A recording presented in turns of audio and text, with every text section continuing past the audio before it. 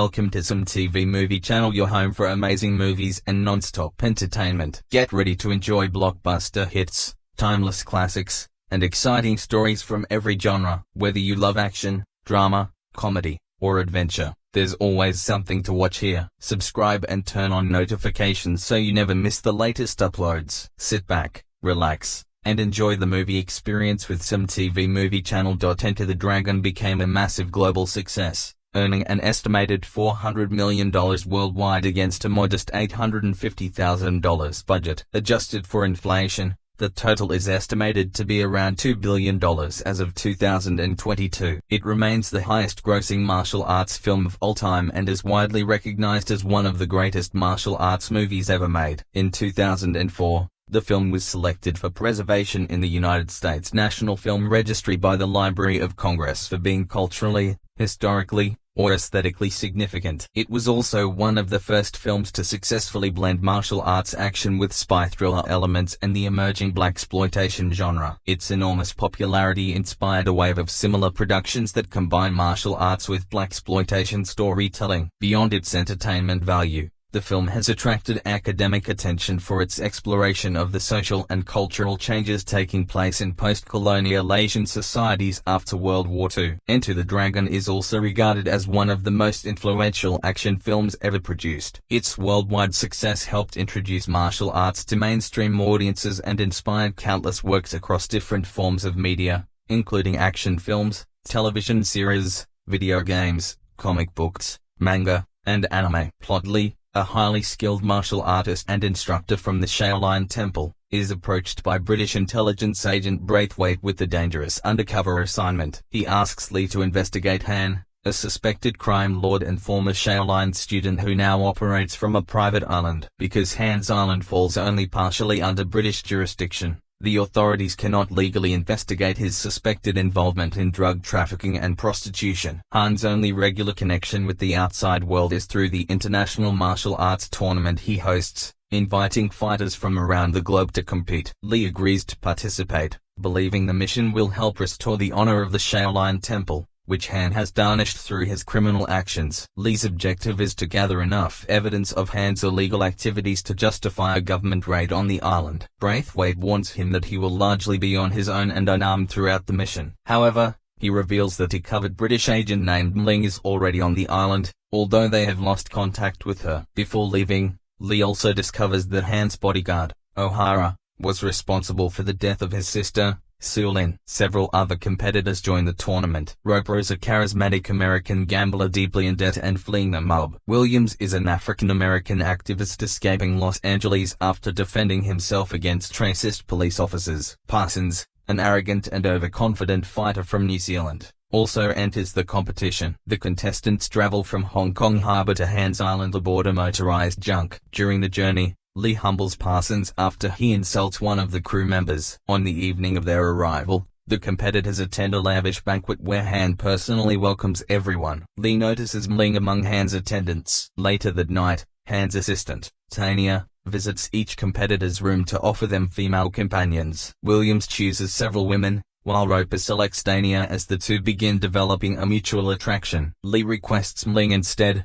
giving her the opportunity to secretly brief him on conditions inside the island. She explains that she has been unable to escape Han's constant surveillance and reveals that the women on the island have been mysteriously disappearing over time. The tournament begins the following day. Williams easily defeats Parsons, who mysteriously disappears afterward and is never seen again. Roper also wins his opening match by defeating another competitor named Liu. That night, Lee secretly explores the island in search of evidence. He discovers a hidden underground facility where drugs are manufactured and tested on unwilling prisoners. After encountering Han's guards, Lee defeats them before escaping without revealing his identity. Williams, who is outside despite the curfew, briefly sees Lee during the escape. The following morning, Han warns all competitors against leaving their rooms at night. Furious that his guards failed to stop the intruder, he punishes them by having his powerful enforcer, Bolo, execute them. The tournament then resumes, and Lee is matched against O'Hara. Lee completely outclasses O'Hara during the fight. Desperate and enraged,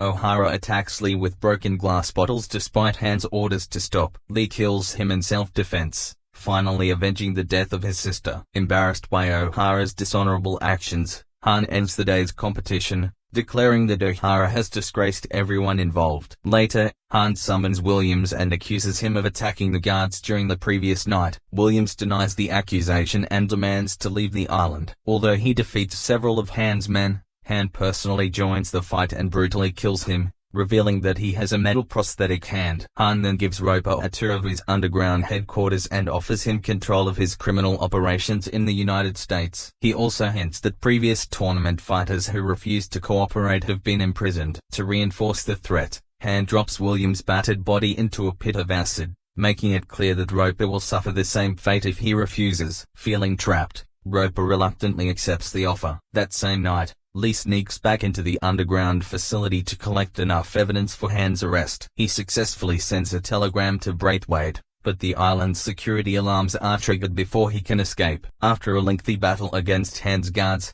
Lee is eventually captured and imprisoned. The next morning, Braithwaite receives Lee's message and immediately orders a military raid on the island. Meanwhile, Han orders Roper to fight Lee in the tournament's main arena, but Roper refuses. Instead, Han forces him to battle Bolo. After an exhausting and brutal fight, Roper defeats the powerful enforcer. Enraged, Han orders all his men to kill both Lee and Roper. At the same time, Mling frees the island's prisoners, who join the visiting martial artists in an all-out battle against Han's forces. As chaos spreads across the island, Han attempts to escape but is cornered by Lee inside his private museum. Lee proves to be the superior fighter, but Han relies on weapons, including a spear and a deadly bladed attachment for his prosthetic hand. He retreats into a room filled with mirrors, using countless reflections to confuse Lee. Remembering the wisdom he learned at the Shaolin Temple, Lee destroys the mirrors, eliminating Han's advantage. He finally corners Han and delivers the finishing blow, kicking him onto his own spear, which impales him through a shattered mirror. After the battle, an exhausted Roper sits quietly in the tournament square, mourning the destruction around him, including Tanya's death. Lee emerges victorious from the museum, and the two exchange a respectful thumbs up as military forces arrive to secure the island and bring Han's criminal empire to an end. Bruce Lee stars as Lee, a highly skilled Shaolin martial artist who accepts a dangerous mission to infiltrate Han's private island. The supporting cast includes John Saxon as Roper, a talented martial artist struggling with financial problems. Jim Kelly as Williams, a confident fighter who becomes one of the tournament's standout competitors. Anna Capri as Dania, Han's personal secretary. Shahin as Han, the mysterious and ruthless mastermind behind the tournament. Kluke as the voice of Han, uncredited. Bob Wall as O'Hara, Han's powerful bodyguard. Angela Mao Ying as Sulin, Lee's sister. Betty Chung as Mling, an undercover operative. Jeffrey Weeks as Braithwaite, a British intelligence agent. Shooks as Bolo, Han's loyal enforcer. Peter Archer as Parsons, an arrogant New Zealand martial artist who faces Williams. Tony Liu as Liu, Roper's tournament opponent. Sammo Hung as Lee's opponent in the opening fight. Uncredited cast. Several future martial arts legends also appeared in uncredited roles, including Roy Kiao as the Shaolin abbot, Hunhua, Yun Biao, and Philip Ko as tournament fighters. Jackie Chan, Lam Ching Ying, and Alan Chui Chung San as Han's henchmen. Shun Ting, Chung Fat, and Mars as henchmen executed by Bolo. Tadashi Yamashita as O'Hara's trainer. Pat E. Johnson as a thug on the golf course.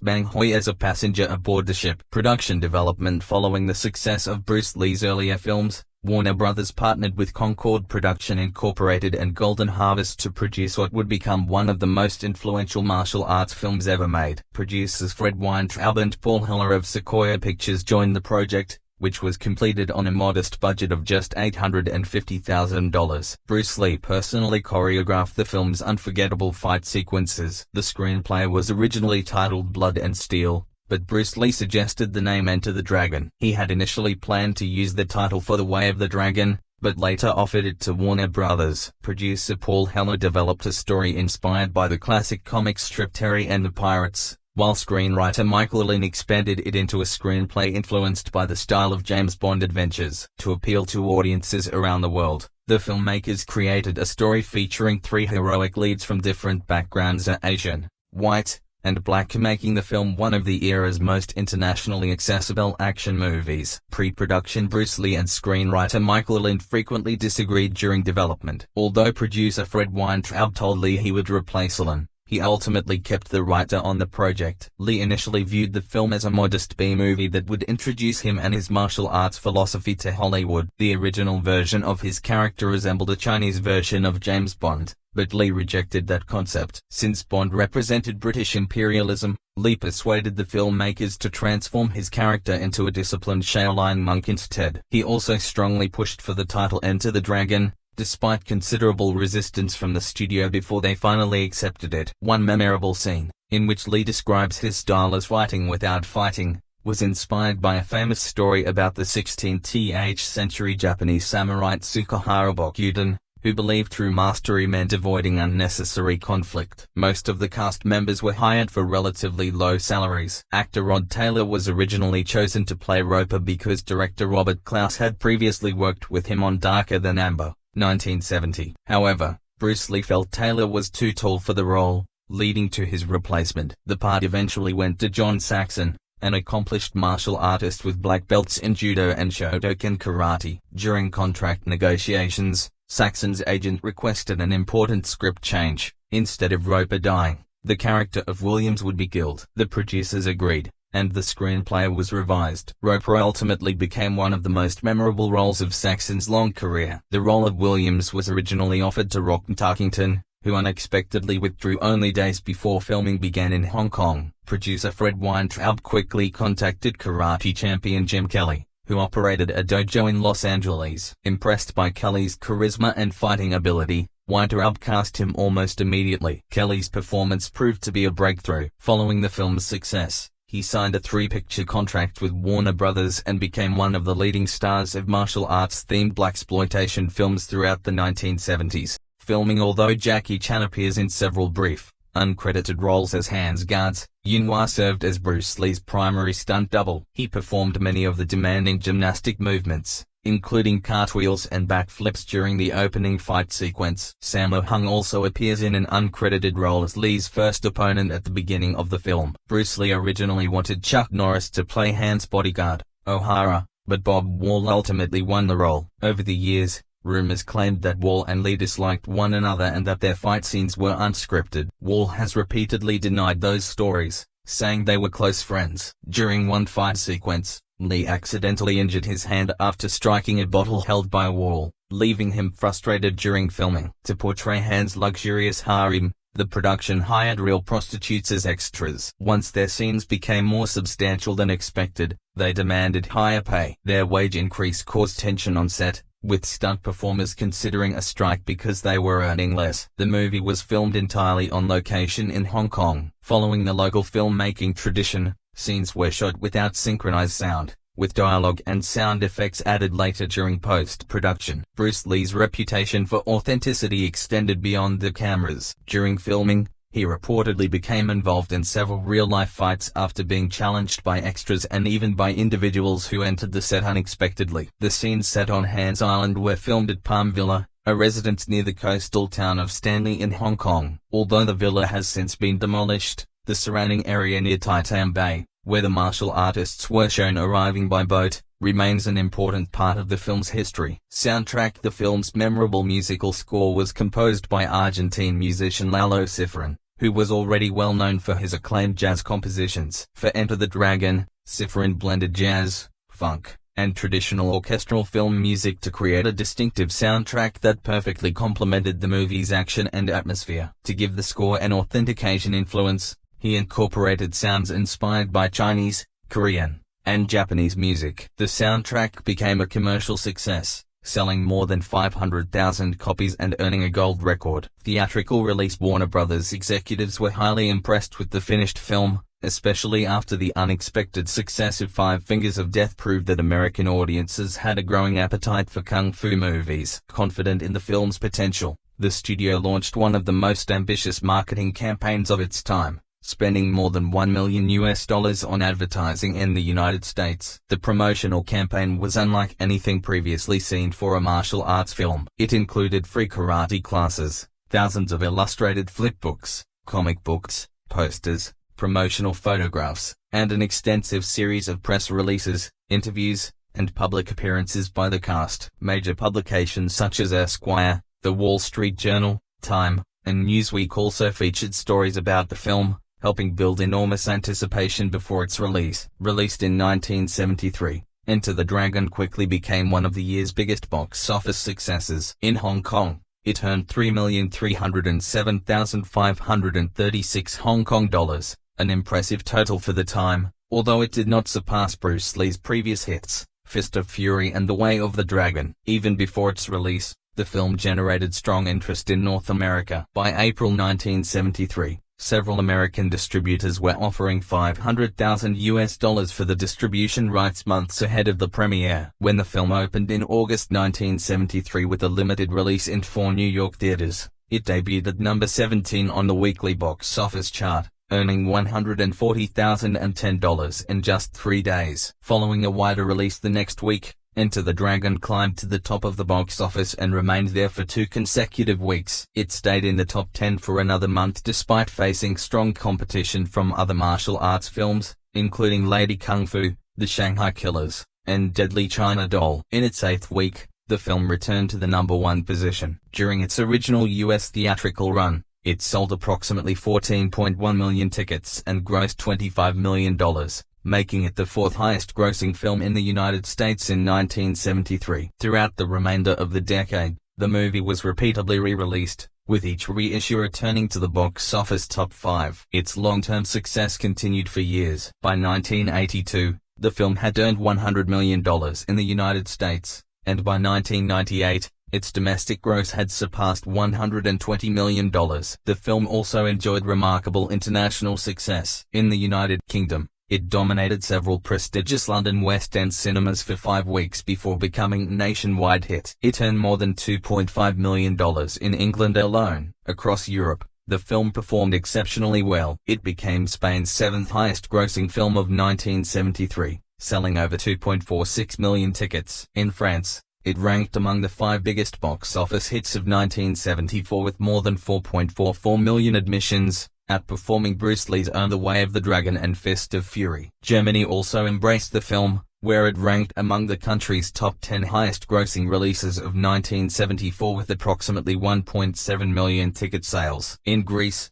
it generated around $1 million during its first year in theaters. The film was equally successful throughout Asia. In Japan, it became the 2nd highest grossing film of 1974. It also achieved record-breaking success in the Philippines, where it became the country's highest grossing film at the time. In South Korea, it sold more than 229,000 tickets in Seoul alone. When Enter the Dragon arrived in India in 1975, it attracted packed theaters. At Mumbai's new Excelsior Cinema, the film enjoyed an extraordinary 32-week run, reflecting its immense popularity. It was also a major success in Iran, where one theater reportedly screened the film every day until the Iranian Revolution in 1979. Produced on a modest budget of just $850,000, Enter the Dragon earned approximately $100 million worldwide during its original 1973 release, making it one of the highest-grossing films in the world at the time. Multiple theatrical re-releases over the following decades dramatically increased its earnings. By 1981,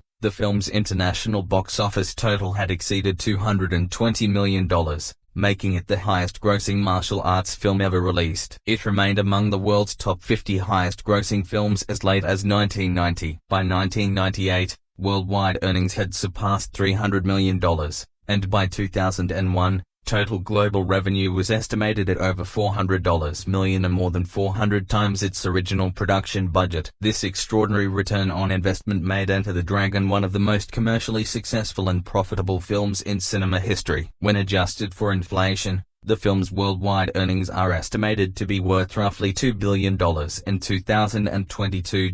It also held the record as the highest-grossing film produced on a budget under $1 million until that milestone was reportedly surpassed by Obsession in 2026. Home media. Since its theatrical debut, Enter the Dragon has remained one of the most beloved martial arts films ever made and has been released worldwide across numerous home video formats. For nearly 3 decades, many theatrical and home video editions were edited to reduce violence, particularly in Western countries. The United Kingdom alone saw at least 4 different censored versions. Beginning in 2001, however, the film was finally made available in its original uncut form across the UK and most international markets. Most DVD and Blu-ray editions include an impressive collection of bonus content, such as documentaries, interviews, behind-the-scenes featurettes, and other special features. In 2013, a newly remastered high-definition transfer was released on Blu-ray as the 40th anniversary edition. In 2020,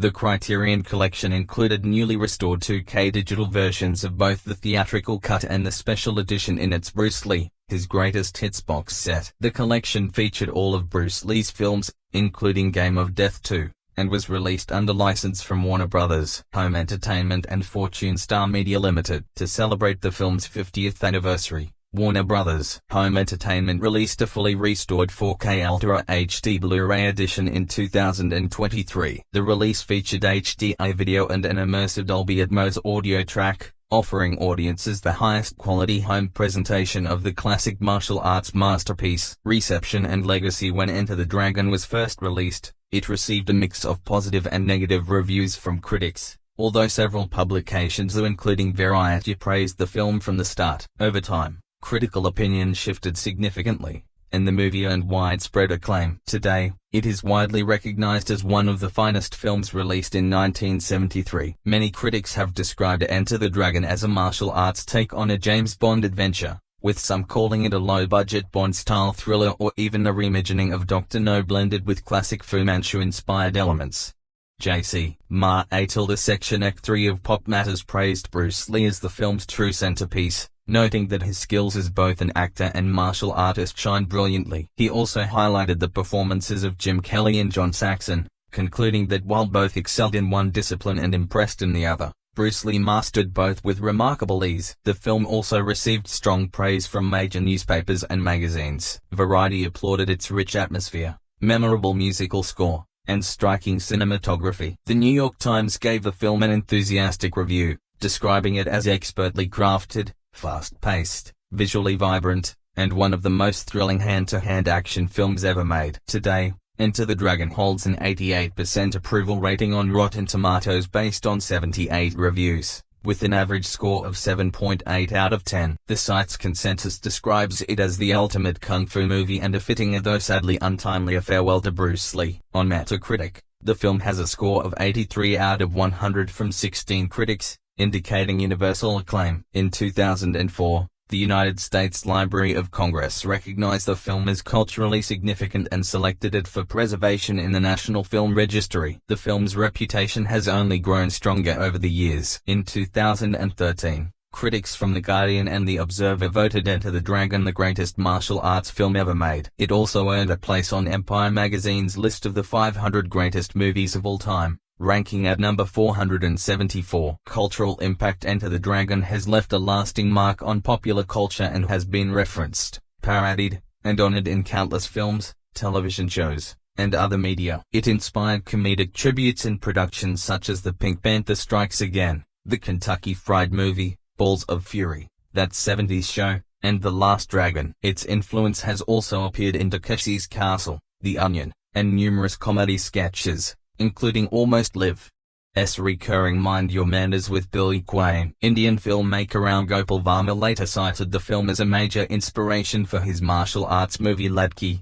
Dragon Girl. Planned remakes. Interest in remaking Enter the Dragon has surfaced several times over the years. In 2007, Warner Independent Pictures announced a noir-inspired remake titled Awaken the Dragon, with television producer Kurt Sutter attached and Korean star Rain expected to lead the cast. Although the project never moved forward, new attempts followed. Spike Lee was linked to a remake in 2014, Brett Ratner expressed interest in directing it in 2015, and David Leitch entered early discussions in 2018. As of 2024, however, no further progress has been announced. Influence on action cinema. Enter the Dragon is widely regarded as one of the most influential action films ever made. Writing for Vice, Sasha Matuzak called it the most influential kung fu film in history, praising its lasting impact on storytelling, its respectful portrayal of Asian and African American characters, and its celebration of traditional martial arts. Joel Stice of Approx similarly described it as arguably the most influential kung fu film ever produced. Scholars Guan Xingchen and Beng Huatque emphasized not only the film's groundbreaking fight choreography but also its ability to combine a simple battle between good and evil with spectacular cinematic style. Acclaimed filmmaker Quentin Tarantino has also acknowledged Enter the Dragon as one of the films that helped shape his career. According to Forbes writer Scott Mendelson, the movie successfully blended martial arts with spy thriller elements similar to the James Bond series. He argued that it became the most commercially successful action spy film outside the Bond franchise,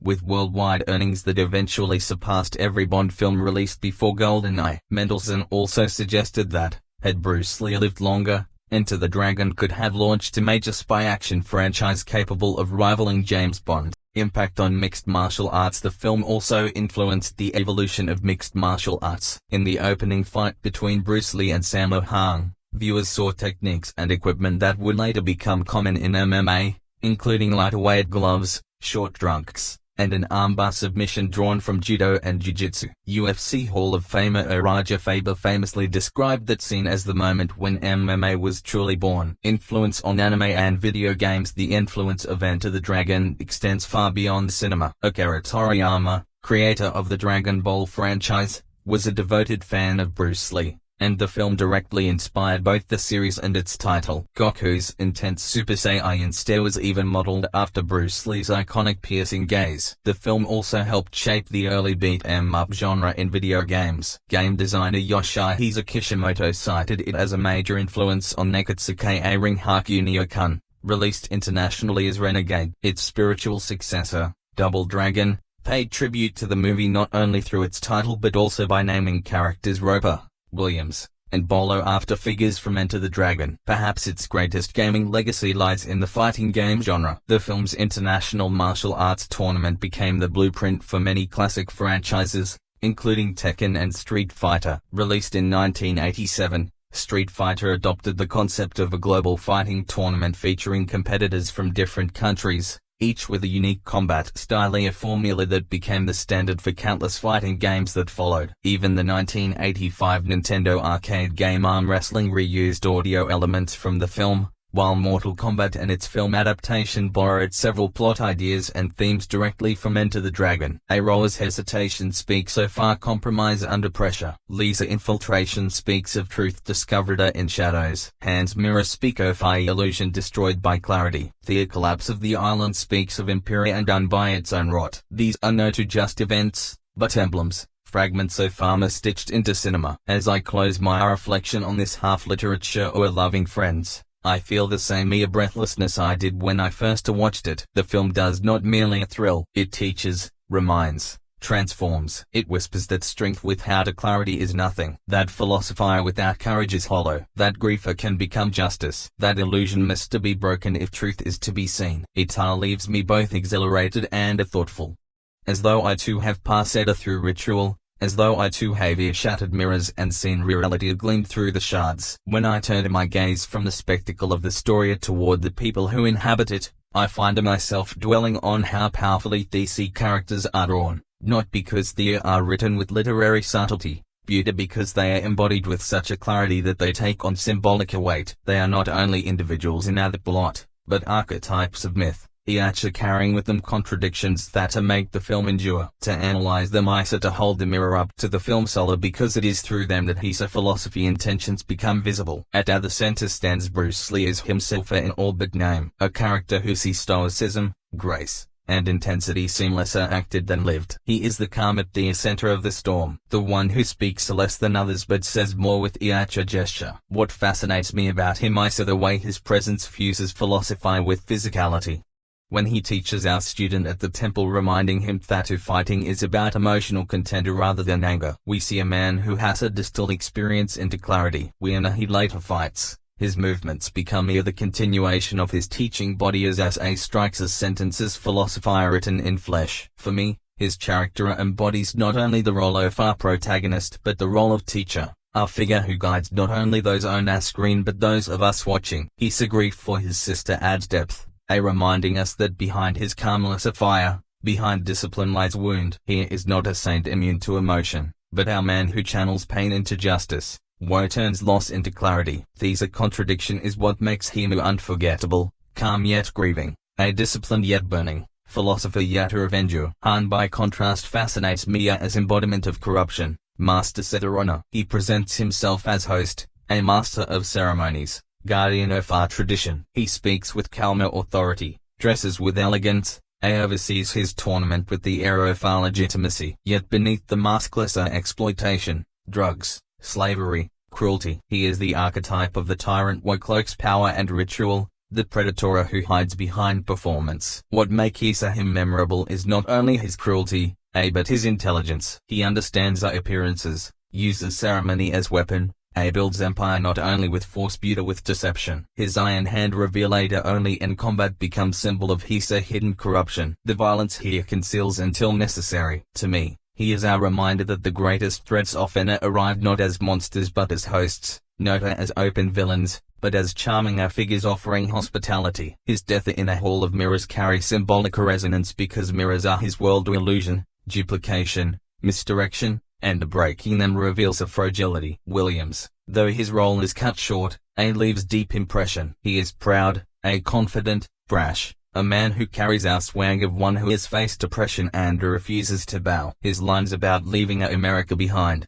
about finding freedom in a movement and self-expression reveal a man shaped by racism and determined to assert dignity. He is charismatic, warm, yet unafraid to confront power. That defiance is what makes his death so tragic. He stands tall against Han, refuses to grovel, and pays with his life. In that moment, he becomes symbol of truth crushed by tyranny, of courage punished by cruelty. For me, his character resonates beyond the screen, echoing the struggles of marginalized men who sought pride in a world that denied it. His loss is not just a narrative device, but social commentary, a reminder of how fragile defiance can be in the face of systemic power. Roper, the gambler, carries a different kind of complexity. He arrives with debts, cynicism, swagger, a man who masks a desperation with bravado. At first glance, he seems comic relief, a Western foil to Leto stoicism. Yet, as the story unfolds, his compromises and hesitations reveal a character caught between a survival and conscience. He is not a heroic in conventional sense. He is tempted,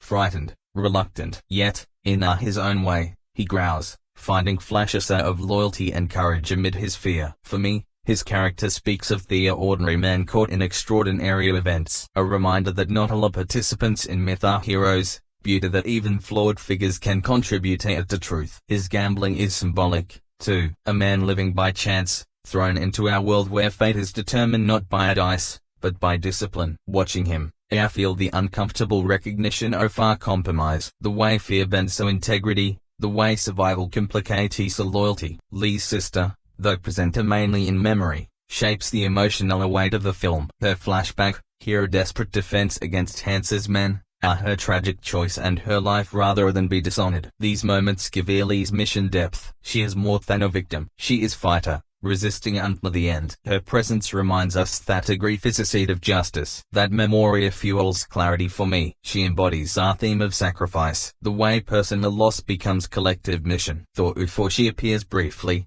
her spirit pervades a story. Her death, the silent drama behind every strike Lee delivers. The minor fighters and guards, though often anonymous, contribute to the film's texture. Each represents a style, a philosophy, a fragment of the martial arts world. Their presence expands the canvas, making the tournament feel like a crossroads of cultures. Watching them, I see not only opponents but symbols of the diversity of strength, the many ways a discipline manifests. They remind me that martial arts is not monolith but a mosaic, and that Lee's philosophy, style without style, seeks to transcend DC divisions. Even the intelligence agent who recruits Lee plays a symbolic role. He represents a pragmatic world of espionage, politics, and evidence. The world that asks Lee to act not only for personal reasons but for justice at large. His presence frames a story more than personal vendetta, reminding us that corruption has consequences beyond one family. That justice sought here is justice for many. He is minor in our screen time but major in meaning. The one who transforms private grief into a public mission. When I step back and consider all these characters together,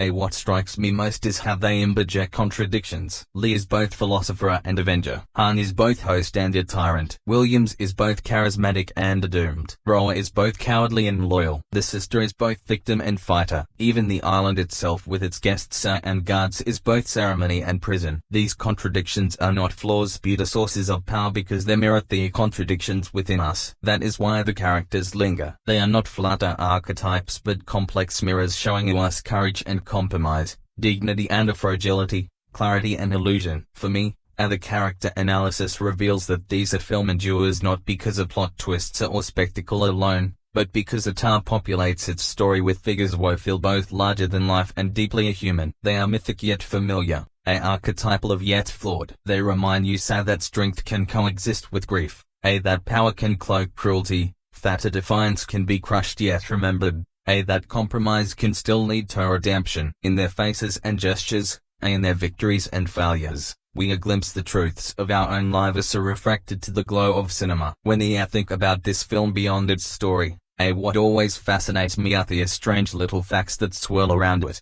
Details that make it feel less like a straightforward production and more like a legend stitched together from accidents, coincidences, and choices so that could never be repeated. Sometimes they are behind-the-scenes curiosities, sometimes they are cultural echoes, and sometimes they are simply odd truths that become inseparable from the myth of the film. To sit with these facts is to glimpse the uncanny way cinema is made, not by perfection, but by strangeness that somehow crystallizes into art. One of the strangest facts is that this was Bruce Lee's first and only major Hollywood-backed film released in his lifetime. He had spent years in America struggling to break through the racial barriers of Hollywood, often relegated to minor roles or asked to hide his heritage. Only after achieving fame in Hong Kong was he courted by Warner Brothers, who finally agreed to co-produce this project. To me, the reverse was astonishing. An American-born Chinese star rejected in America, forced to find recognition abroad,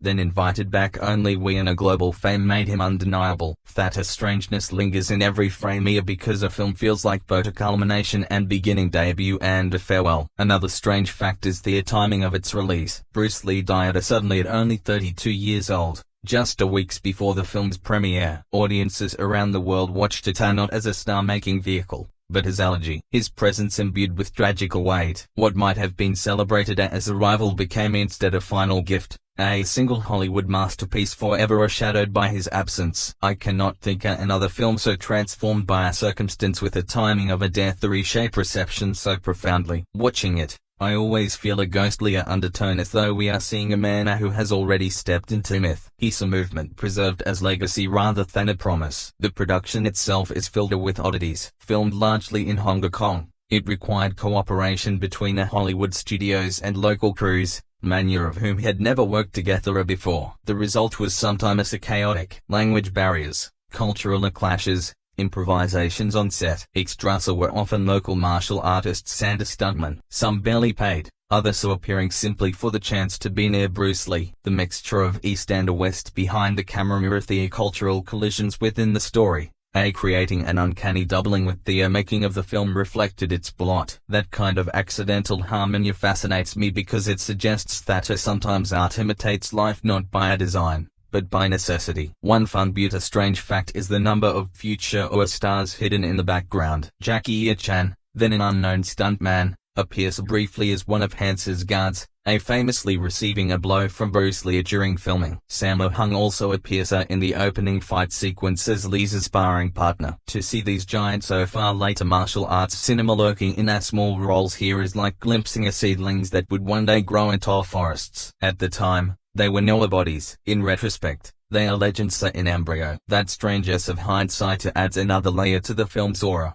Make it feel like a gathering of our destinies before they were known. The Hall of Mirrors climax, one of the most iconic sequences in film history, was itself a strange invention. Initially, it was not scripted in detail. The filmmakers face a challenge of staging our final confrontation that would be visually striking and thematically resonant. The idea of mirrors was introduced late, requiring a set built with dozens of panes, creating genuine disorientation not only for characters but for crew. Actors and cameramen often struggle to avoid appearing reflections, forcing elaborate choreography not only of fists but of lenses. The strangeness of the sequence lies in its accidental genius. A practical solution that became mere symbolic poetry, turning the villain's reliance on illusion into literal massive deception. There are also peculiarities in how the film balanced genres. On paper, it is martial arts movie. In our structure, it borrows from spy thrillers complete with undercover mission and exotic villain. In tone, it sometimes veers toward exploitation cinema with the scenes of drugs and sex trafficking. Yet somehow these disparate elements fuse into a coherent whole. For me, Thea's strangeness is not that it borrowed from so many genres, but that it fused theme without collapse, creating something that felt simultaneously pulp and profound. That hybridity is part of what makes it endure because it refuses easier classification. Another odd fact is how much of Bruce Lee's philosophy slipped past Hollywood's usual filters. He's so insistent on martial arts and philosophy, his lines about emotional content, his refusal to reduce combat to spectacle, all were things a studio might have cut as slowing the pace. Yet, they remain preserved almost as if by accident. The result is a film that carries genuine wisdom within its genre trappings. A text that martial artists still quote as scripture that Hollywood, usually cautious, allow these moments to remain strikes me as a happier strangeness, a gift we might not have received in a different context. The extras and bit players carry their own strange stories. Many were local fighters recruited for authenticity, and some took the opportunity to test Bruce Lee on set, challenging him in moments between filming. Stories circulatively, accepting these challenges calmly, dispatching would-be opponents with a grace but firmness. Whether legend or our truth, these anecdotes deep in Thea film's aura, making it feel like Thea fights on screen were echoes of real contest happening in the shadows. Thea line between fiction and reality blurs, as though the film itself were an extension of Lee's life rather than mere performance. Censorship also played a role in the film's strangeness. Different countries cut different scenes. Some removing sexual content, others trimming violence, still others altering dialogue considered politically sensitive. As a result, audiences around the world saw slightly different versions of the same story, each refracted through local anxieties. For me, this fragmentation adds to the myth because it means there is no single definitive version of Enter of the Dragon, only a family of 5 versions, each shaped by context. Like Here the Mirrors in its climax, the film itself becomes multiplicity, neither are wholly grasped in one reflection. The economic strangeness cannot be overlooked. Made for relatively modest budget by Hollywood standards, the film went on to become one of the most profitable martial arts films of all time, grossing hundreds of millions globally. Its success was not predicted by studios who saw it as gamble that our film blending Eastern philosophy, Hong Kong production and martial arts spectacle could dominate global box office in the early 1970s is itself a strange fact revealing a hunger and audiences that Hollywood had underestimated. It is one of those rare moments when commerce and art align to surprise when strangeness becomes success. And then there is the strangest fact of all its afterlife. Because Bruce Lee died so young, the film became shrine as much as cinema. Fans returned to it not only for entertainment but for communion to see again the movement of a man who had become legend. Its frames were studied, dissected, mimicked. It became a training manual, inspiration, scripture. Entire subgenres of film arose in its shadow, imitators seeking to capture its magic. Yet none did, because what made it strange was not formula but presence. Bruce Lee himself, a man who could never be replicated. That afterlife, where our single film becomes immortal, is the strangest fact of all because it transforms cinema into myth, art into ritual, performance into legacy. Looking back on all these peculiarities, literature-loving friends, I am struck by how much strangers shaped the film. Its production was chaotic, its genre hybrid, its sequences improvised, its timing tragic, its cast filled with future legends, its versions fragmented, its reception transformed by death. None of this was neat, none of it planned as a legend. And yet from all these strangeness emerged a film that still burns with force, still teaches, still thrills. It reminds me that cinema, like our life, is not forged in smoothness,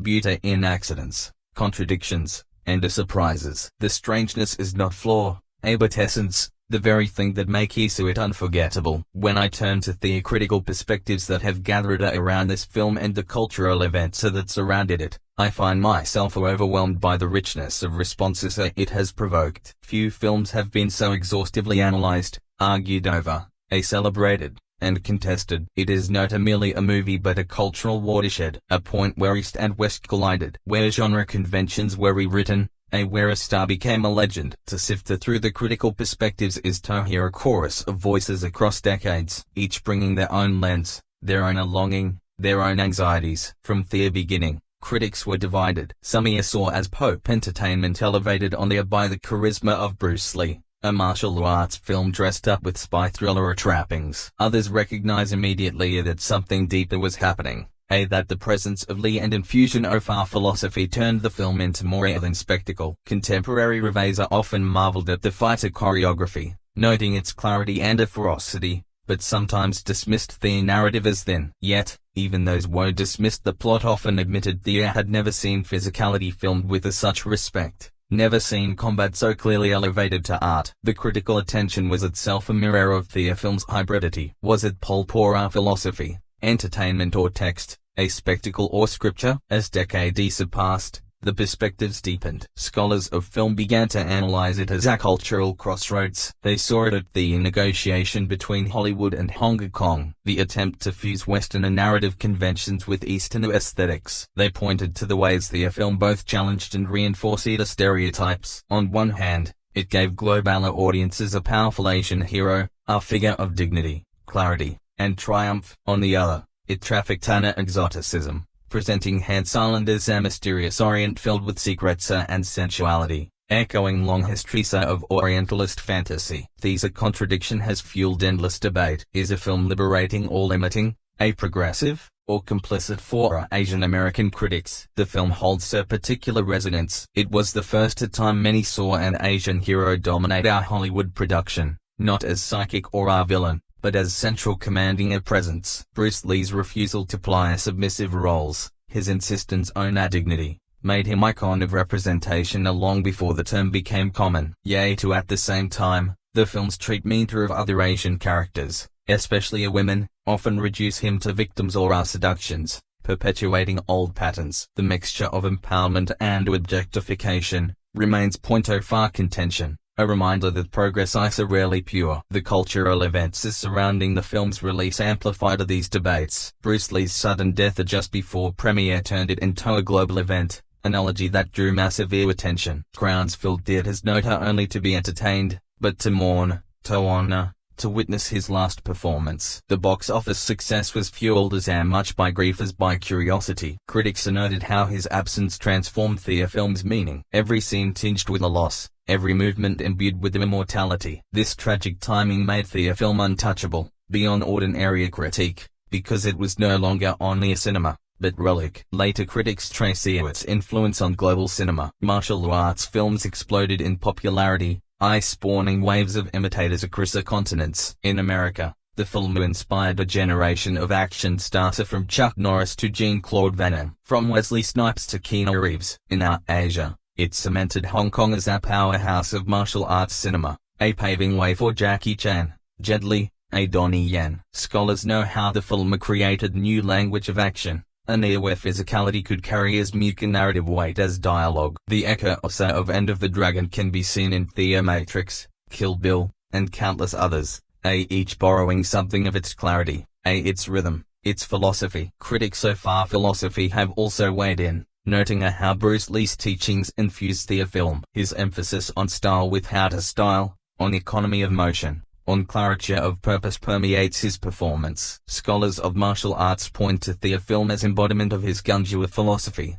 a cinematic demonstration of principles usually confined to training halls. This makes the film not only entertainment but pedagogy, a text through which audiences glimpse the ideas that made Bruce Lee revolutionary. For me, this blending of entertainment and teaching is what elevates the film beyond genre because it carries genuine wisdom within its fights. There are also political readings. Some see the film as a Cold War text with Han Cylinder representing lawless East, a space so far corruption to be infiltrated and dismantled by disciplined hero. Others read it as anti-colonial allegory with the Lee embodying resistance against Westerner exploitation, turning stereotypes upside down. The multiplicity of readings testifies to its richness because it resists being pinned down. It is both a product of its time and transcendent defiant, both Cold War fantasy and timeless myth. The film's reception at festivals and retrospectives has furthered its status. Screenings often become communal events, audiences cheering at iconic moments, laughing at bravado,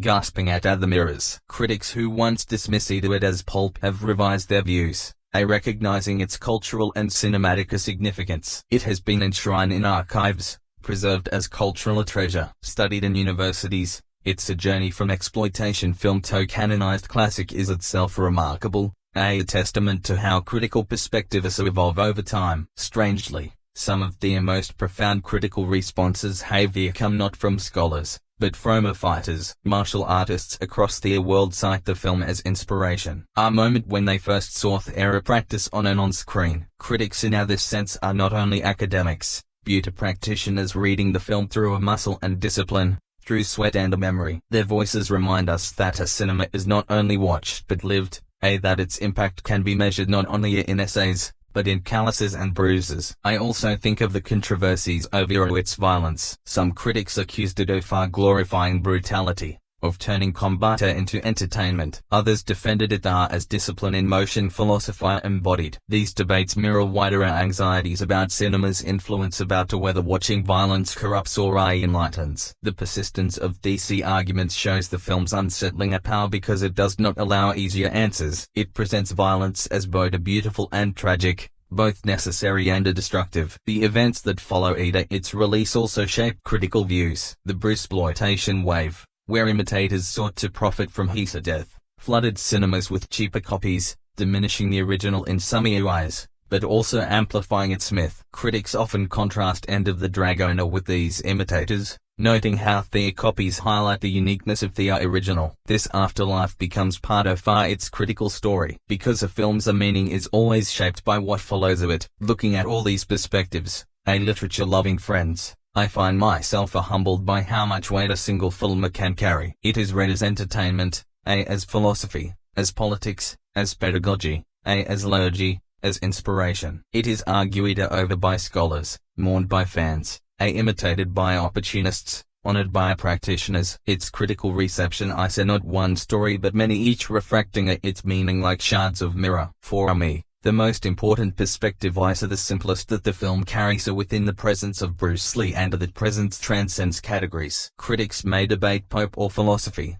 Orientalism or empowerment, violence or discipline, but what remains undeniably is a charisma of a man who turned a movement into meaning. That is why the film endures, why it continues to inspire, why it continues to be studied, because beyond all perspectives, it remains alive. What has always fascinated me about this film, but to its story and philosophy, are the countless little insights into how it was made, the odd challenges, the hidden details, the fun facts that reveal how much of its magic came not from smooth perfection, but from struggle, improvisation, and human energy. To talk about a production is to peel back another layer of myth, because End of the Dragon was not born in a vacuum, but in a swirl of negotiations, clashes, accidents, and moments of brilliancy that no one could have scripted. The first thing to understand is that this film was a co-production between Warner Brothers, a Hollywood giant, and Concordia Productions, Bruce Lee's Hong Kong company. That partnership was itself unprecedented,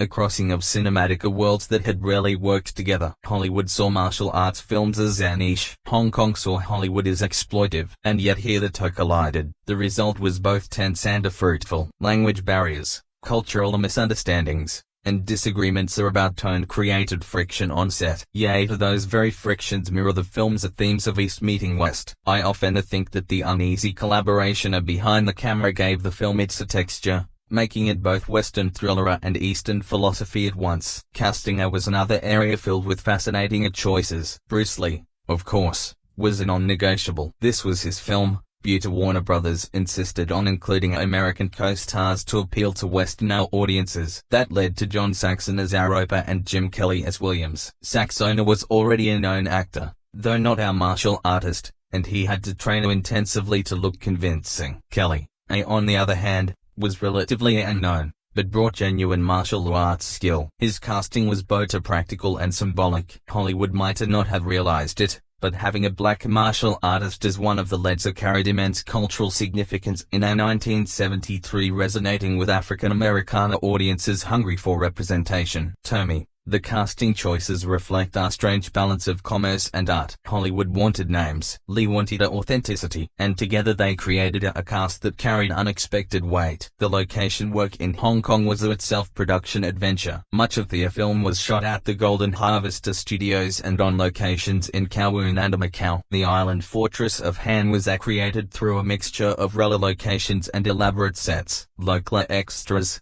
100 of them, were recruited to play guards, prisoners, and spectators. Many of them were actual martial artists, bringing authenticity, but also unpredictability. Stories circulate of extras challenging Bruce Lee during downtime, seeking to test themselves against the legend, whether myth or truth. These anecdotes add to the film's aura, making it feel as though the line between fiction and reality was constantly blurred. One of the most famous fun facts is the cameo appearances of future stars. Sam Hongo appears in the opening temple fight against Bruce Lee, a duel that demonstrates Lee's philosophy of emotional content. At the time, Hung was at the beginning of his career, but he would later become one of Hong Kong's greatest martial arts stars and choreographers. Jackie Chan, then a young stuntman, appears briefly as an ear of Han's guards who was dispatched by Lee. Chan later recounted how during filming, Lee accidentally hit him for a reel and then immediately apologized with kindness, leaving a deep impression on him. To see these giants of martial arts cinema in embryonic roles is like he appearing into the future,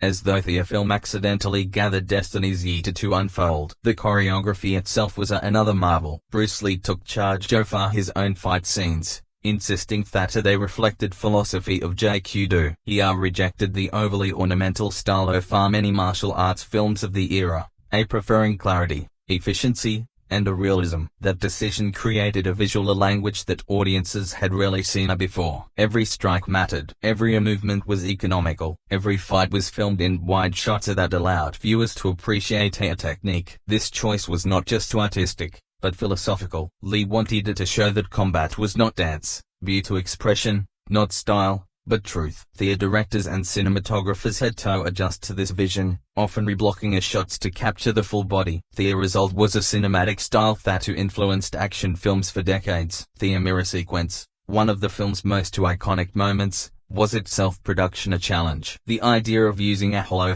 mirrors for the final fight came later in production. Conceived as way to visually symbolize Han's reliance on illusion. The set was built with dozens of real mirrors and filming within it was a nightmare. Cameramen constantly struggled to avoid appearing reflections, forcing elaborate planning and masking. The disorientation of the sequence was not only narrative but real, as crew and actors alike found themselves lost in reflections. For me, this insight adds to the magic. The metaphor was born not from theory, but from practical desperation, and yet it became one of cinema's most enduring images. Another fun detail is how Bruce Lee insisted on authenticity even in small moments. In one fight scene, he uses nunchaku, a weapon rarely seen by Western audiences at the time. He had demonstrated his fluidity with a breathtaking precision, introducing millions to a weapon that would become iconic in martial arts culture. This was not simply flourish. It was Lee's way of expanding the horizons of what audiences thought martial arts could be. To me, this moment reveals how the films serve as cultural education as much as entertainment, sneaking in lessons amid a spectacle. The wardrobe choices carry their own stories. Lee's black kung fu suit in the tournament sequences was chosen to emphasize sleekness and seriousness,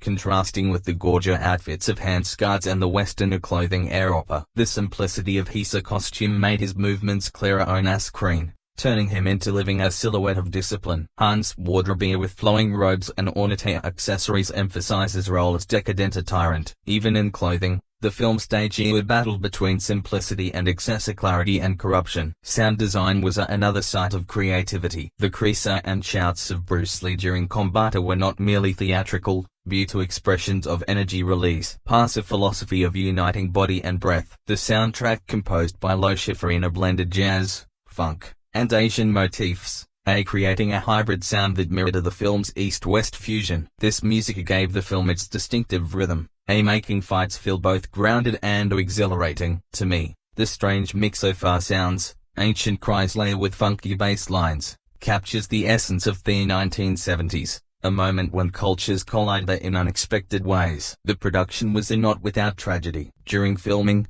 a near extra was accidentally killed when Gorilla Glass was used in a breakaway prop, highlighting the dangers of martial arts cinema at the time. Safety standards were looser, stunts often more real than simulated. This reminder of risk adds a sobering undertone to the film's fun effects, a reminder that the magic of cinema was built on real danger. Era also lighter stories. John Saxon, though not a martial artist, insisted on performing as many of his own moves as possible. He trained diligently and took a pride in looking convincing, even though he admitted that next of Bruce Lee's efforts fell humble. Jim Kelly, by contrast, exuded effortless cool both on and off screen, becoming overnight star after the film's release. Their presence added texture, making the film feel like an ensemble, even though they dominated every frame. The marketing of the film carries its own fun facts. Posters often emphasize exoticism with taglines like their deadly mission to crack the Forbidden Island Han. These sensationalism contrasted with the seriousness of Lee's philosophy,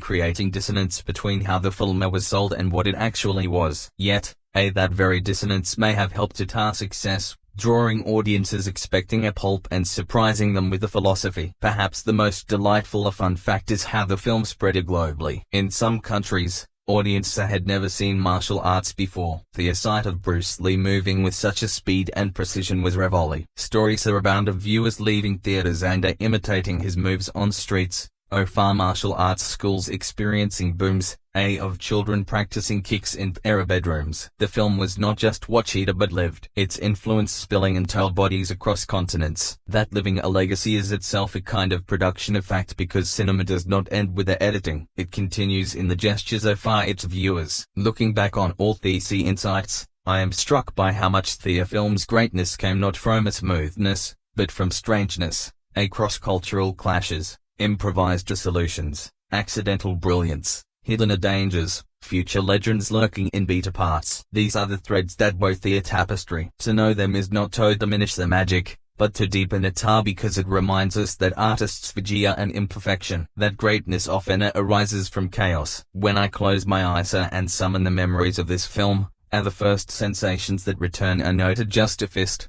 kicks, or Bruce Lee's impossible agility, but the geography of the screen itself, the way places become characters, and how space itself seemed to breathe with menace or mystery. The film settings and cinematic elements were never mere backdrops. They were living architectures of mood, places where moral clarity blurred into temptation and survival. The very way shadows clung to the walls of Hansa Island, or how the tournament's fighting a platform seemed both sacred stage made me feel as if I were drifting inside our half-mythical, half-modern world. It is as though the movie's universe is less a stage for martial arts than a deliberate construction of environments that hold secrets, temptations, and dangers at every turn. The island itself is our central stage, and I've often thought about how ingeniously it is framed. On the surface, it appears pristine, almost paradisical, with lush greenery, ornate architecture, and almost ceremonial organization space. But the longer you watch, the more it morphs into our fortress of surveillance and deception. Narrow corridors, dark stairwells,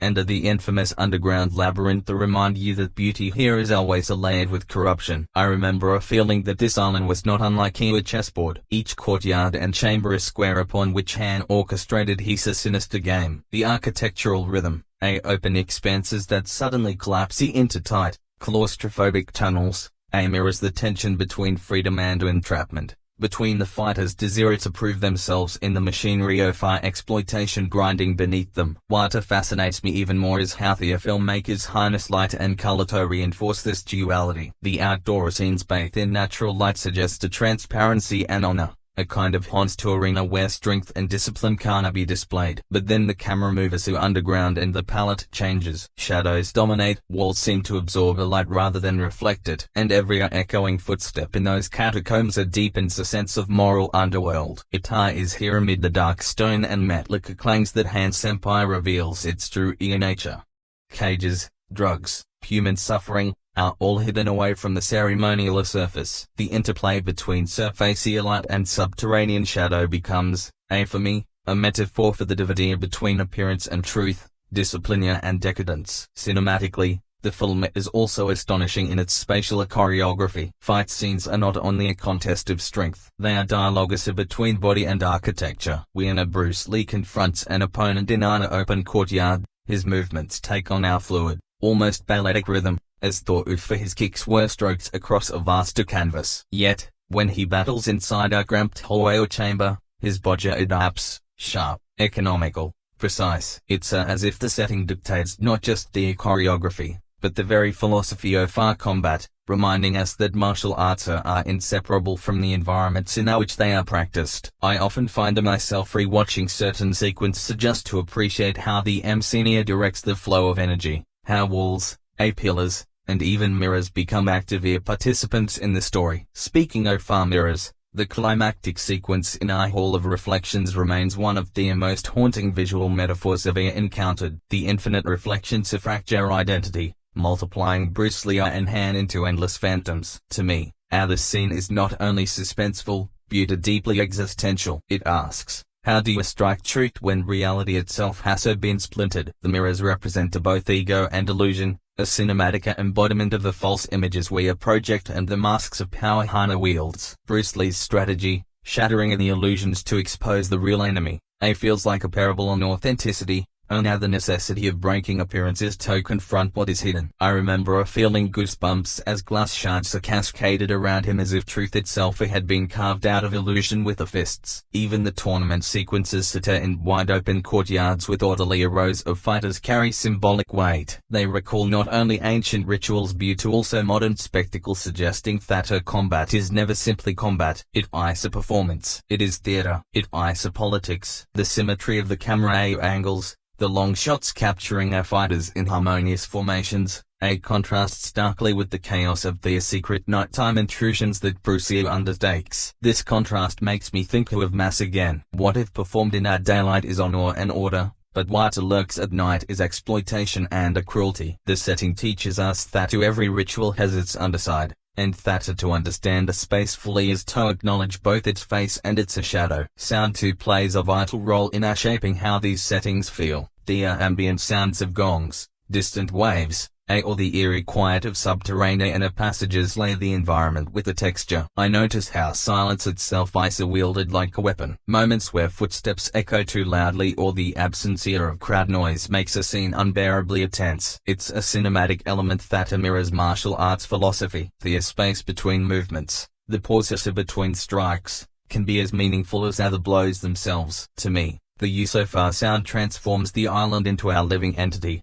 breathing and withholding, threatening and revealing. I cannot help but feel that the settings of this film capture something larger than martial arts cinema. They stage a philosophical battle between surface and depth, light and darkness, illusion and truth. The tournament grounds, the underground prisons, the mirrored hall, all these are not merely places but ideas embodied in architecture. And when Bruce Lee moves through them, he is not only a fighter but kind of pilgrim, traversing landscapes of temptation, oppression, and deception, ultimately reaching toward authenticity and liberation. That is why even decades later, the film does not fade into a nostalgia of kung fu spectacle. It endures as a study of how cinematic space can embody moral and spiritual struggles. In reflecting upon it now, I realize how much the film shaped my way of looking at environments both on screen and off. I began to see places in my own life, the corridors of schools, the stages of public life,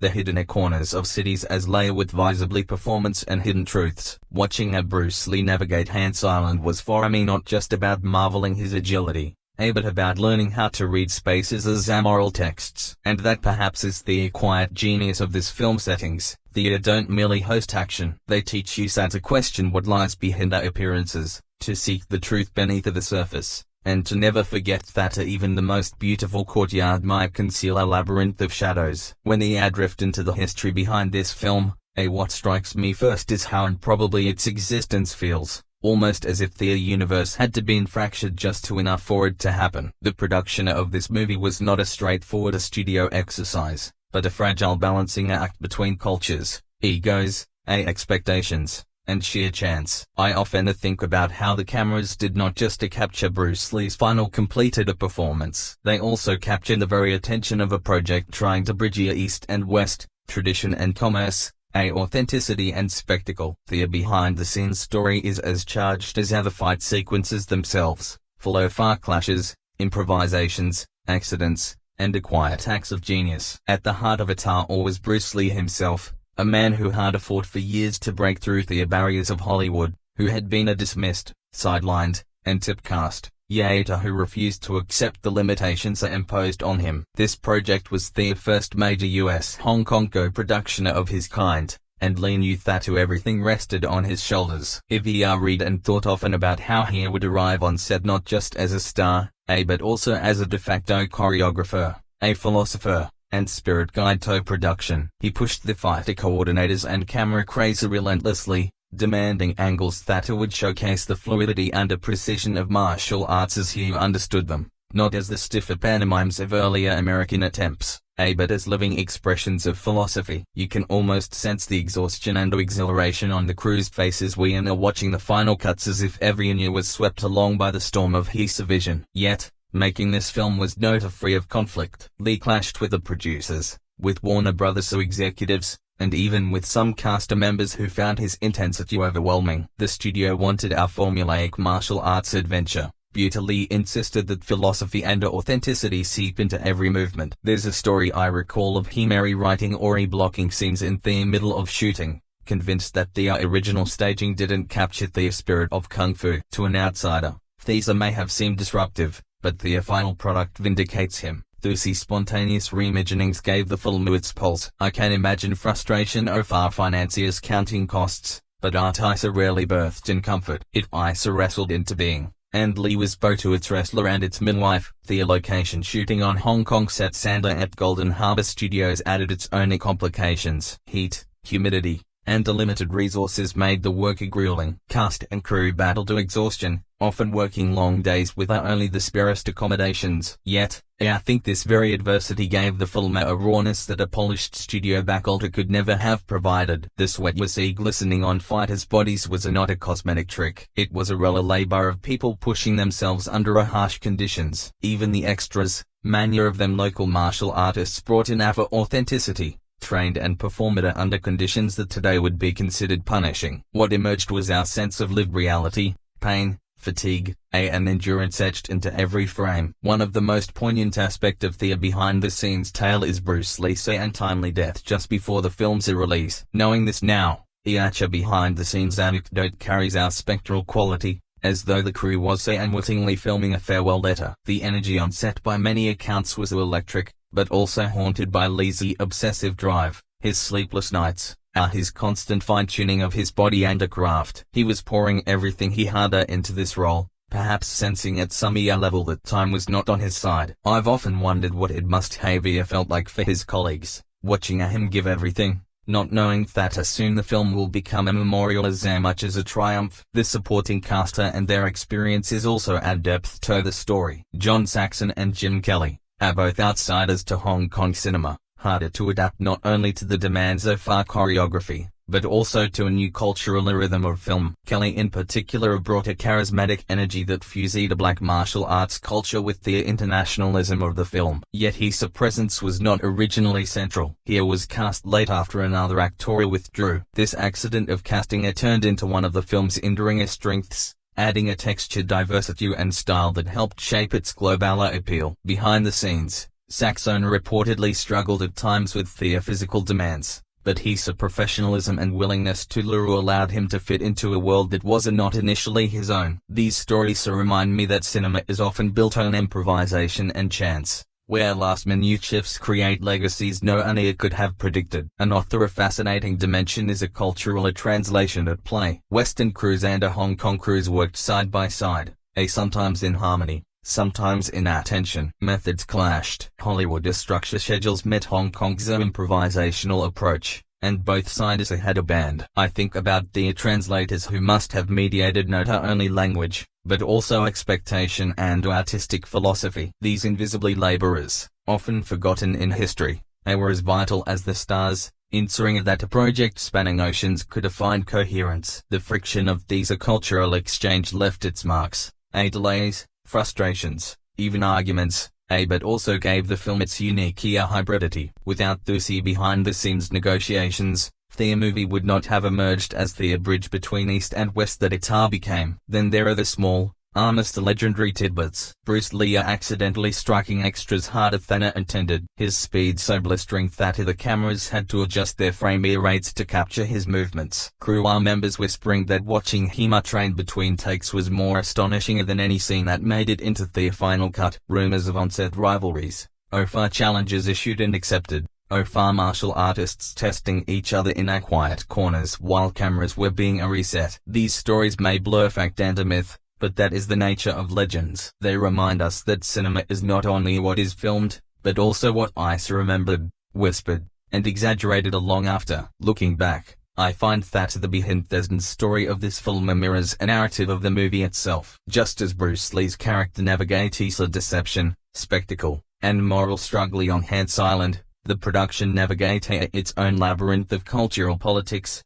creative clashes, and sheer survival. What emerges both on screen and off is our story of discipline meeting chaos, our vision carving order out of disorder. The finished film feels inevitable now, but behind the curtain, it was anything but. Each scene was a product of compromise, battle or sheer willpower. That is why the film feels alive. It was forged in conflict, and conflict leaves the sparks that light up the screen. For me, the most moving behind-the-scenes truth is that everyone who labored on this film, from stars to stuntmen, was part of something larger than themselves. Though they could not know it at the time. They were not merely making another martial arts feature. They were constructing a cultural monument. For the cement was sweat and the scaffolding was uncertainty. And when I think of Bruce Lee pacing the set, eyes blazing, a body horned like a weapon, insisting on perfection in every detail, I cannot help but see him as both man and myth. The cameras rolled, the crew endured, the battles were fought, and What Remains is not just a movie,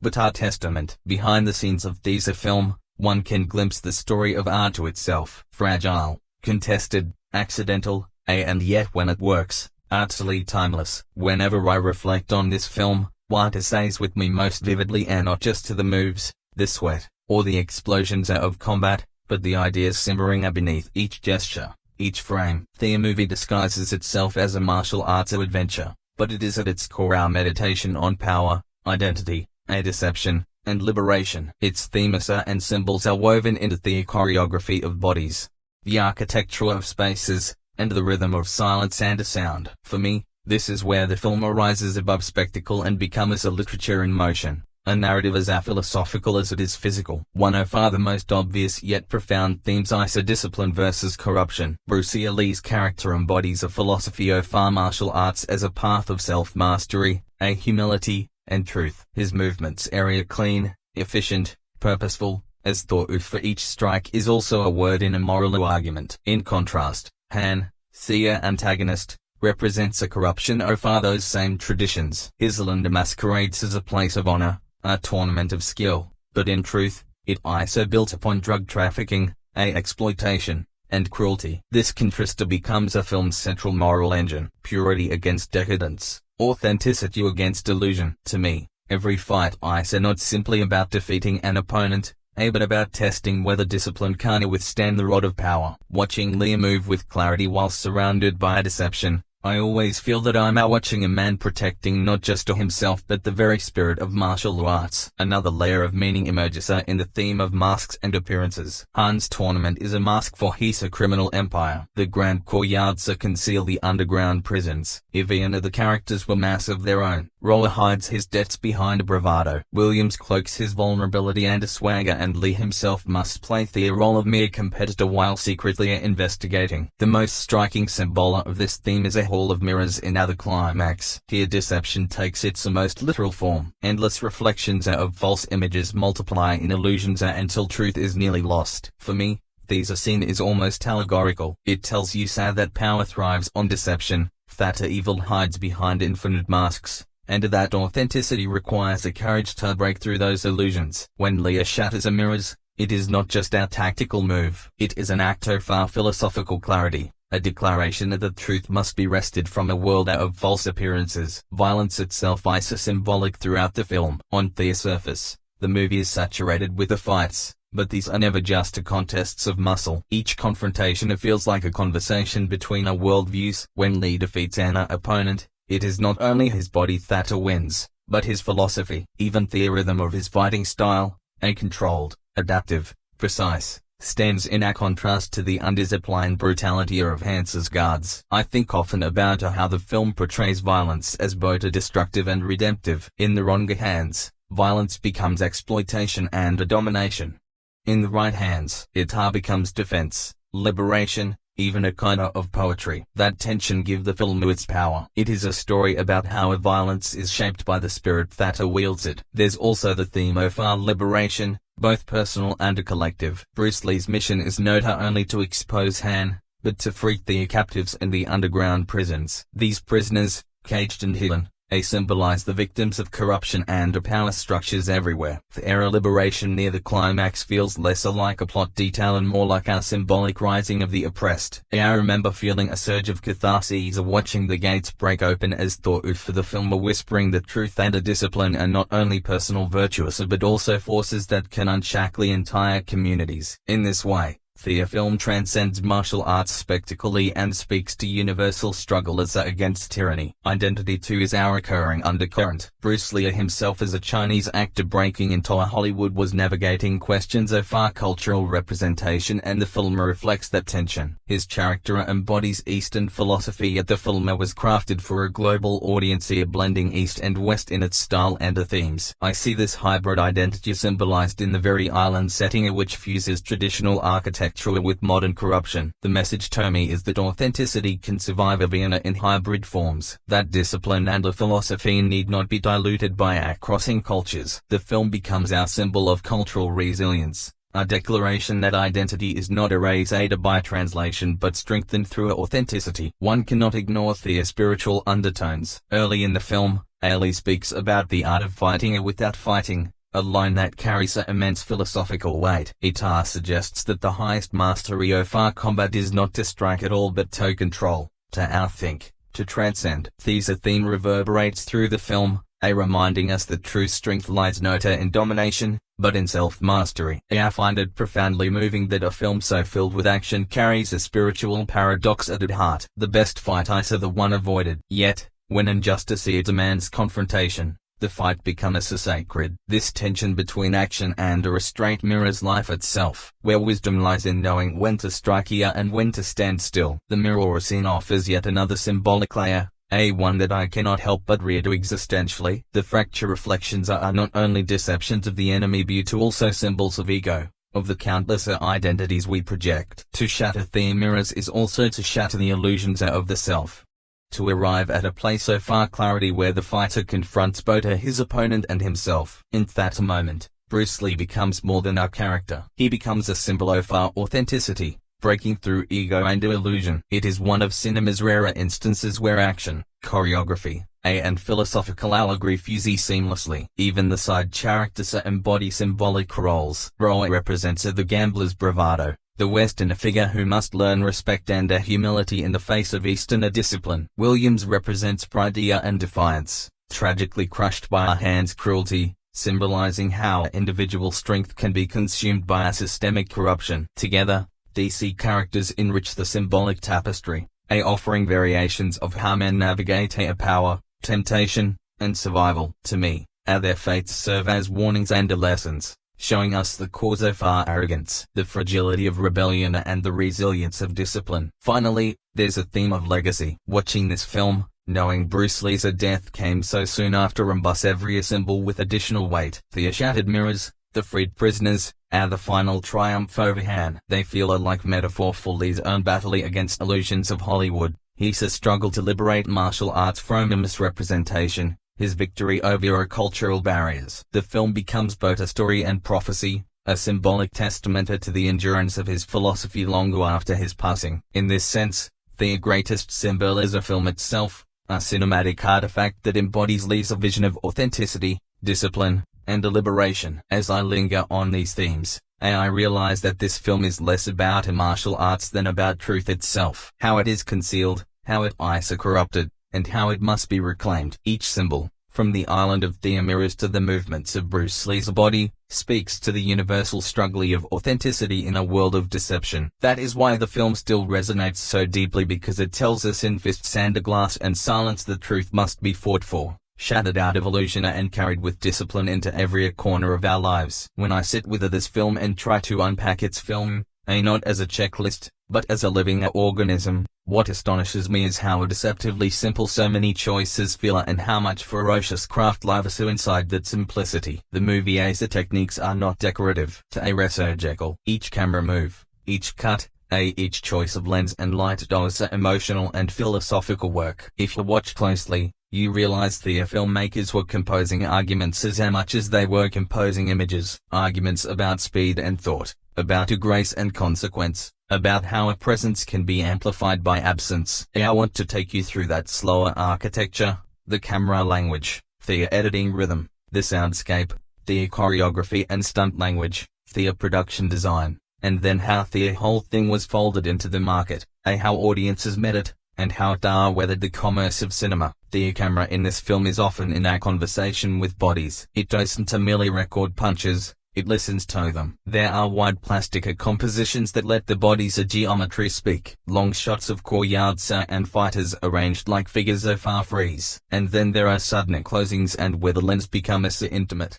almost conspiratorial, capturing a face at the exact moment a thought turns into action. The cinematography moves between these polars with a dancer's intelligence. Wide lenses give you scale. The stage, the ritual combat, short focal lengths and a tighter framing give you breath, a heartbeat. The micro decisions a fighter makes. That oscillation stage to breath or public to private is the film's visual dialectic. It's not flashy for show. It's functional meaning bearing. Lighting is another quiet rhetoric here. In the tournament daylight scenes, light reads as truth. Bodies are exposed, techniques are visible, and the ritual nature of our competition is emphasized. But the moment you drop into the island's hidden spaces, the palette changes. Shadows are not just atmospheric, they're moral markers. The subterranean sequences and the corridors leading to the prison area let to swallow detail to suggest that a commerce and cruelty thrive where light cannot reach. This choreography of illumination does more than create mood. It keeps signaling a moral geography to the viewer. The director and the cinematography use light like a lantern in a cave to reveal only what was necessary and to force the audience to search for the rest. Editing in this movie is an exercise in measured economy. Fight scenes are cut to preserve kinetic clarity rather than to astonish with fragmentation. The editors understood that speed is persuasive only when the viewer can read the line of our motion. When you disassemble the movies into tiny incoherent slices, you lose the poetry. So the edits often hold our frame long enough of the eye to trace the arc of a kick or the rotation of our torso.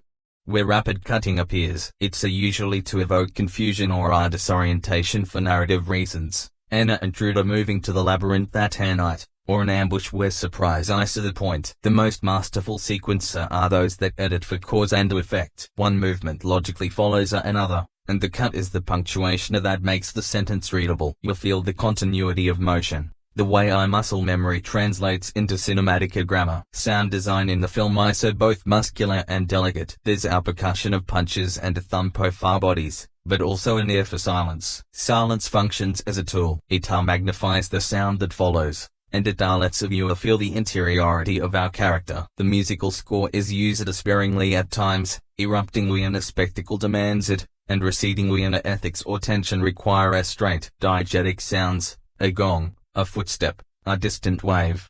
Root the action in place. Non-diegetic scoring then pushes the scene into emotion. The interplay between these registers is lean and purposeful. It respects the viewer's sensibilities rather than manipulating them. The result is a soundscape that feels lived in rather than orchestrated and that gives the violin a moral weight, not just a visceral thrill. The other is the choreography itself. Bruce Lee's approach was revolutionary because he insisted that martial arts on film should read like thought as much as like emotion. His sequences feel improvisatory, and yet they're calibrated down to micro timings that only the most disciplined performers can sustain. The choreography honors economy. A movement is effective here because it's minimal and precise. Camera placement often complements this. Instead of barrage of close-ups that would fragment the technique, the camera will sometimes step back, let full body be read, and allow the viewer to appreciate intention and correction. The choreography also plays with rhythm, a soft feint, a pause, then a punctuated strike, and the editing preserves these rhythmic breaths. It's cinematic music with the human body as the instrument. Stunt work and practical effects area worth noting for how they resist to artifice. Many of the sequences are grounded in real physics. The impacts look and feel consequential because they are. The production did not rely on obvious gimmicks. Instead,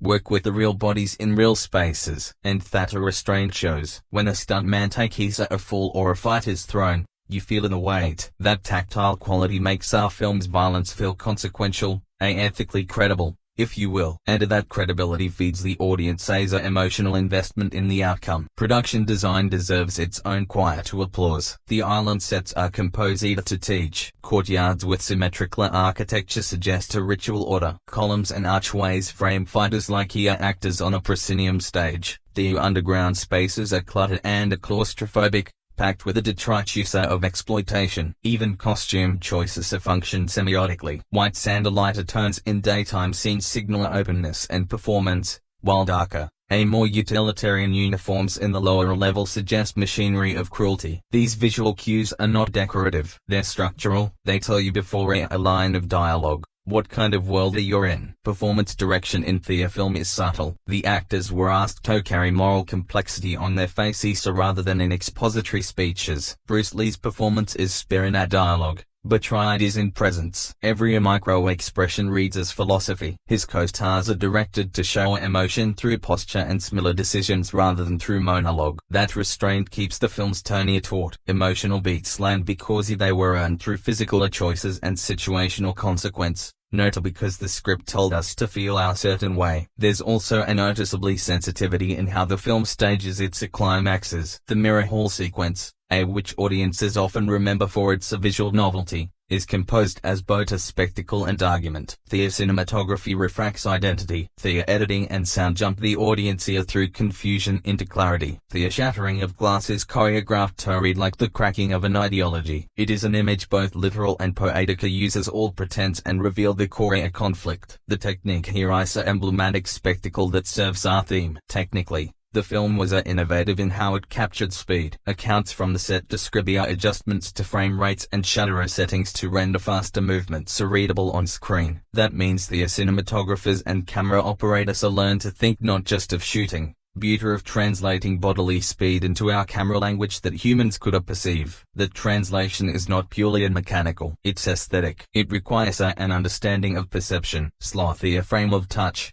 Keep the exposure crisp. Allow motion blur selectively, and suddenly the fastest moves become incomprehensible. Those technical interventions are invisible to most viewers, but they're the reason the performances read as both instantaneous and comprehensible. Now, a word on marketing and how the film met its audience. The movie was packaged as an action spectacle, but found resonance far beyond expected demographics because it spoke to cultural currents, a hunger for authentic representation, our fascination with physical mastery, and our longing for heroes who embody philosophy as much as muscle. It arrived at our moment when global audiences were eager for cinematic forms that were hybrid and kinetic. The marketing leaned on our spectacle. Posters, trailers emphasized in the tournament in the drama. But what kept the audience talking after the initial draw was the film's deeper texture, its choreography, its moral clarity, its cross-cultural swagger. A word of mouth, particularly among the martial arts communities and younger viewers, extended its life. The film became a cultural vector, spreading an interest in martial arts, influencing training schools, and shaping how action would be filmed thereafter. As for box office, the exact dollar figure is less interesting to me than the trajectory and the meaning behind it. The film performed well commercially, breaking genre expectations and demonstrating that martial arts pictures could be serious international commodities. It underlined a possibility that non-Western stars could anchor films with worldwide appeal. The film's financial success did not just profit the studios. It opened doors to new co-productions to different stars and told rethinking of how cross-cultural cinema could be packaged. More than theatre receipts, the legacy is in the industry change it catalyzed. Studios began to take martial arts seriously as a marketable art form, and independent filmmakers found new permission to mix philosophy and physicality in mainstream formats. I also think about the cultural ripple effects as a kind of box office beyond ticket sales. The film influenced the choreography in Western cinema, inspired a generation of fighters and actors, and shaped the transnational imagination around what heroic physicality could look like. That cultural capital is our kind of long-tail revenue, less visible on our spreadsheets, but crucial to how cinema evolves. When a movie rewires a grimoire of action, its earnings are measured not only in currency, but in language. The new verbs directors use to describe camera moves, the new ways stunt teams talk about timing, the fresh lexicon of critics borrow. Those are the intangibly returns as film delivered in spades. Finally, it is important to acknowledge the bittersweet dimension. The film's success and its place in history cannot be disentangled from the loss that followed. The resonance of its box office and cultural impact carries the shadow of the actor's death soon after. That sorrow embodies its triumphs with those. The commercial success becomes a part of a larger human story about ambition, mortality and legacy. When we speak of technique and receipts, we must also remember the human cost and the human gift trapped inside this artifact of cinema. So literature-loving friends, when you rewatch the film An Eye for a Technique, don't hunt for flashy innovations alone. Look for the choice decisions, the restraint and editing, the moral geography mapped by light, the camera that listens to the body, the production design that teaches before any line is spoken, and the marketing that turned a hybrid cultural product into a global conversation. Those choices of the scaffolding of the film's art and the engine of its impact. Filmmaking here was not an exercise in showmanship. It was a disciplined craft that translated a philosophical practice into image and sound, and the world noticed. When I think about the cast for this film, I realize that it is impossible to separate them from the myths they carried into the project and the legends they became afterward. The film does not exist without Bruce Lee, of course, but also does not resonate as deeply without the peculiar constellation of supporting players, each bringing a fragment of a wider world into the island's crucible. Together, they gave the film its texture, its diversity of voices, and its cultural complexity. And in the echoes of their interviews, as well as the reactions of audience across decades, one hears a conversation between the film and its public, a dialogue still ongoing. Bruce Lee's presence is the film's gravitational force. He was not simply an actor filling a role. He was a philosopher embodying his own life's work. Watching him, you feel not only the precision of movement, but the weight of intention. Every strike, every glance, every pause seems loaded with meaning. Off-screen, in other rare interviews he left us, he articulated a philosophy underpinning that presence. The famous call to be like water. The insistence that martial arts were not rigid styles, but flowing adaptability. These ideas slip into the film not as didactic lessons, but as a physical poetry. To hear Lee in interviews is to realize that the film is his autobiography in disguise. He's a testament to adaptability, discipline, and authenticity. And because his death came so soon after, audiences cannot help but read a performance as a farewell, a condensation of a life as a vision into one last blaze of light. Yet, the supporting cast deserves equal reflection. John Saxon, cast as Roper, brought with him a blend of Hollywood professionalism and a certain rakish charm. He was not a martial artist by training, and in interviews he admitted to the challenges of keeping up with the choreography, but what he gave the film was a Western everyman figure, a gambler, a survivor, a man of flawed loyalties who ultimately makes a moral choice. His performance anchors the film's bridge to Western audiences, making the story accessible while also letting Bruce Lee's authenticity shine even brighter by contrast. Saxon himself would later speak with or about Lee's intensity, describing him not as a co-star, but as a phenomenon, someone whose presence on set transformed the atmosphere. You sense in his words both respect and bewilderment, as if he knew he had brushed against the force of nature. Gene McKelly, cast as Williams, was our revelation. He was a relatively unknown figure at the time, brought in almost by our chance. Yet, he left the screen with our presence that crackled. His character irradiates cool defiance, swagger, and independence. Qualities deeply resonate with the rising currents of black cultural pride in the early 1970s. Audiences, especially in America, responded to him with enthusiasm, seeing in Williams a kind of far representation that Hollywood had seldom afforded. Kelly himself in later interviews spoke about how this role had launched his career and gave him a platform to bring black martial artistry into global view. His character's tragic fate in the film became symbolic, too, a reminder of the cost of defiance in our corrupt world, but also a mark of the dignity and charisma he carried into every frame. To this day, I find Williams' presence one of the film's most vital threads, an early moment of far cross-cultural representation that carried meaning far beyond the story. Shaikh Nazhan deserves special mention. Known in Hong Kong cinema for a decade before this, he embodied the role of a villain with such icy calm that he became unforgettable. His iron claw handle was a gimmick, yes, but his voice, his composure, his deliberate cruelty made him chilling. Interviews with crew members revealed that Shaikh was in our real life a kind, even joyous man, respected by all, which makes his transformation into Han all the more remarkable. He became the cinematic face of corruption and audiences loved to hate him. For me, he represents how a secondary casting can become iconic when approached with gravitas. Han was more than a stock villain. He was a symbol of our corrupted tradition, and Shaikh gave him the depth needed to make that symbol resonate. The broader supporting cast from Bolo Yeung as a powerhouse enforcer to the many martial artists populating the tournament contributed to the authenticity of the spectacle. Bu with his immense physique and brutal screen presence created an indelible archetype of the menacing strongman.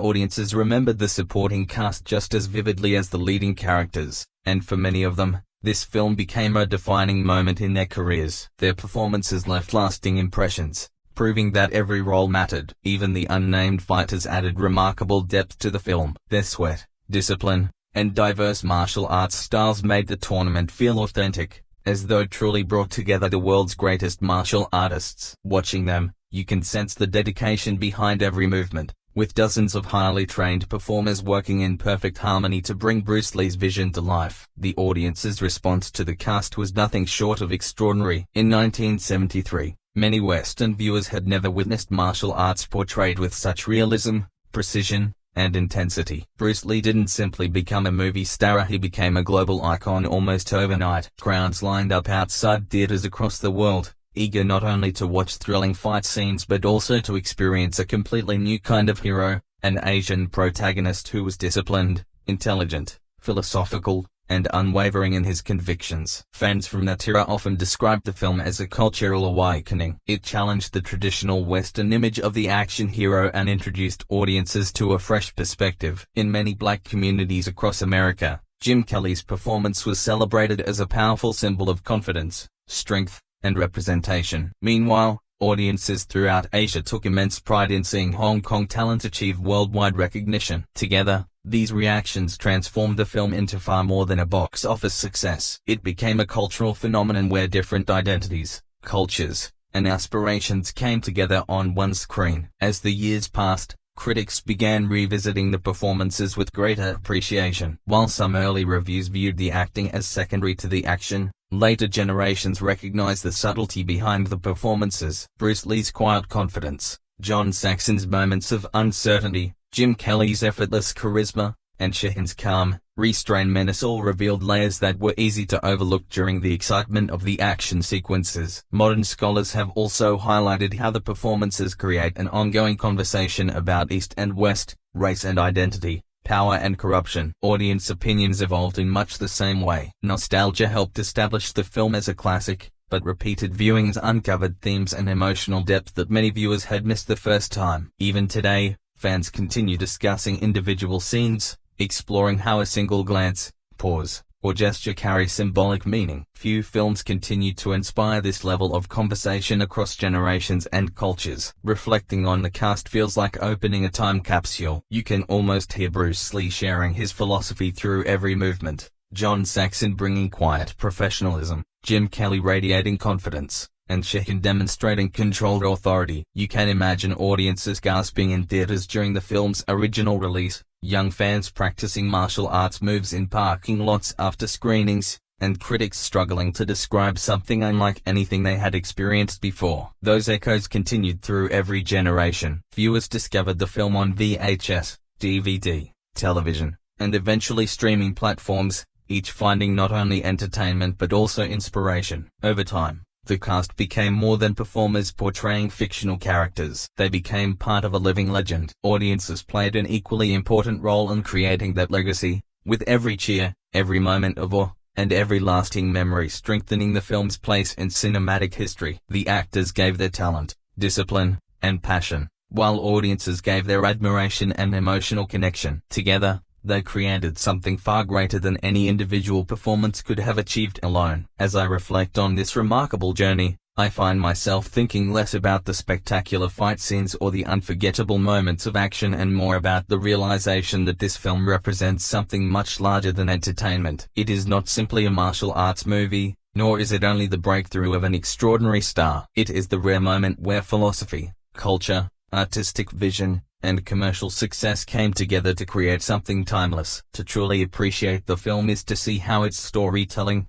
technical craftsmanship, themes, and historical significance weave together into one enduring masterpiece. Decades later, that achievement still shines with remarkable clarity. At the heart of everything stands Bruce Lee. His performance goes far beyond acting, but feels like a personal statement. Through every movement, expression, and gesture, he communicates ideas about adaptability, discipline, authenticity, and self-mastery. Watching him often feels less like observing an actor and more like learning from a teacher. He demonstrates not only how to fight, but also how to approach life with purpose, confidence, and integrity. His character's victory over deception mirrors Bruce Lee's own struggle to overcome the barriers of Hollywood and redefine Asian representation in global cinema. In that sense, the film's conclusion is both fictional and deeply personal. Bruce Lee's life and artistic vision come together here in one unforgettable final triumph. The heartbreaking reality of his death shortly before the film's release transformed Enter the Dragon into more than a classic movie. It became a lasting tribute. Every frame reminds audiences of both the immense talent the world lost and the extraordinary legacy he left behind. The supporting cast further enriched that legacy by bringing together voices from different backgrounds and cultures. Western confidence,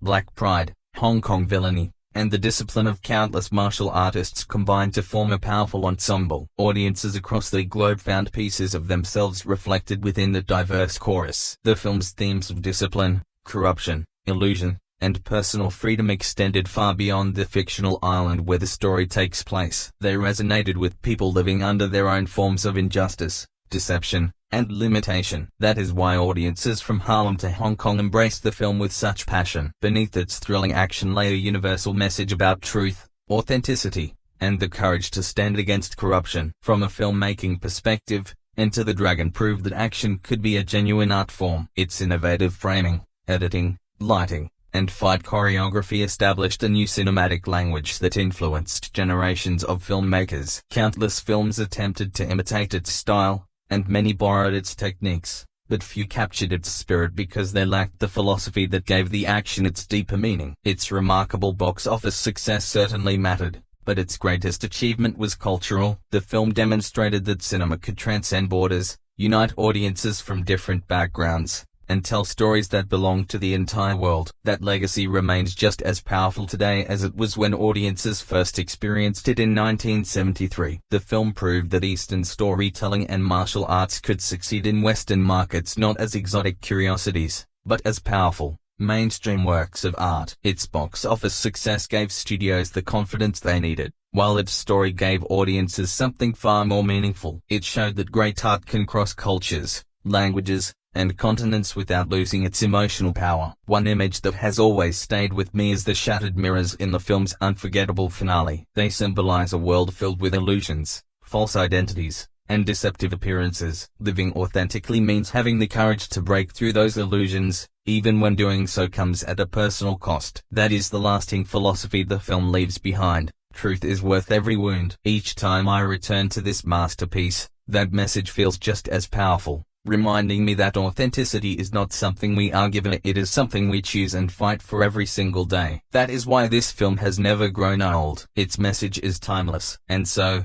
my fellow lovers of literature and cinema, we end this journey where it began with gratitude. Gratitude for a film that seemed unlikely to exist, yet ultimately became unforgettable. Gratitude for a visionary whose legacy continued long after his life ended. Gratitude for a cast who gave everything to their performances, and for a crew who worked through intense challenges to create something truly enduring. Most of all, gratitude for the audiences who, for more than 5 decades, have kept this film alive by watching it, sharing it, and introducing it to new generations. In the end, this film is more than entertainment. It is a work of cinematic art filled with timeless wisdom, a guide to courage, discipline, integrity, and staying true to yourself. If you've stayed with me until now, I hope you experienced more than the action. I hope you discovered the philosophy behind every fight and the spirit behind every unforgettable moment. And if this journey has inspired you, I'd sincerely appreciate your support. Please like this video, subscribe to Cinema Vault,